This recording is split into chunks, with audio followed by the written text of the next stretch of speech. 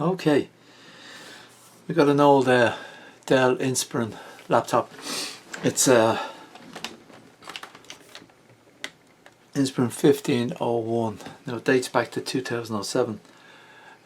It originally came shipped with it had Windows Vista installed, and it's since been upgraded. Windows 7, Windows 8. I think it's up as far as Windows 8 now. I can't really remember. But the machine is 14 years old, so it still functions perfectly well. Gets quite hot when it's operating, but apart from that, it's fine. Speeds are all reasonable and everything. So just in an effort to knock a little bit more life out of it, I've decided to switch, put in a solid state drive, just to make it that little bit faster and make it more usable. So what we're going to do is I'm going to take out the existing hard drive.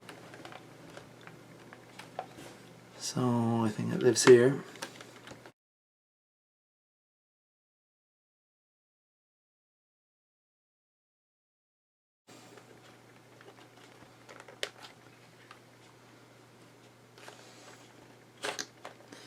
There we go. So there's a bit of metal there. There we go. Our little 2.5-inch drive. And it is, what have we got here? It's a 160 gig hard drive. So we're going to replace it with a solid state drive, which I got somewhere. Where have we got it? Here we go.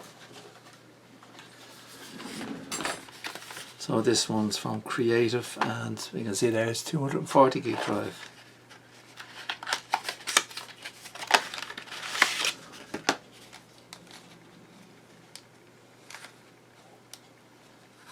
And we flip this puppy over, so you can see the form factor.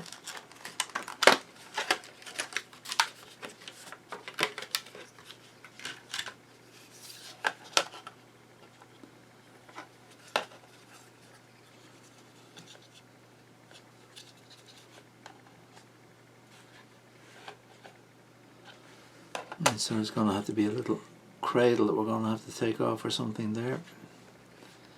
Yeah, I think it's there. So that's going to have to come off.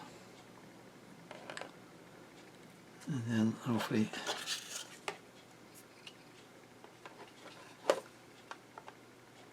it will swap over.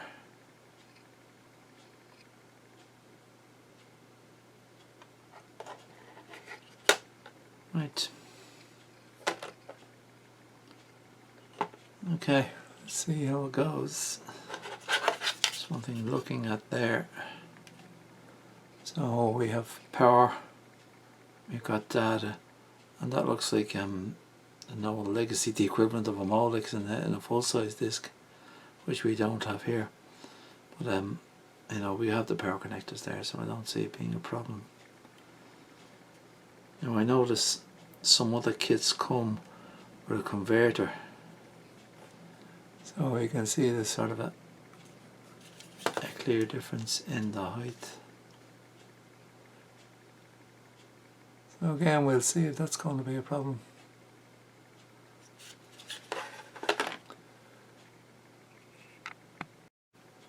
I have my hard disk, external caddy for hard disk drives, and this one takes SATA drives, so you can see you can accommodate 2 SATA drives. There's 1 and 2 SATA drives, and you can see it has 1 touch clone, so it don't need to be attached to a computer or anything like that. So your source disk goes into the first drive, or the first port, and your destination disk goes into the second port. Then you power on and just hit clone, and we see what happens. So here goes nothing. So there's my source disk, so you can see power and data. And so let's see, that's the way that one goes. Oh, And then the next one, my destination disk, and same thing. Right, so that's the two of them. So I'm going to switch on power. Oh, I see my lights will come on here. So this is hold this for 5 seconds. Hold it down. 1, 2, 3, 4, and there it all lit. So we can hear the old mechanical drive spinning up there. She's going away, doing her business.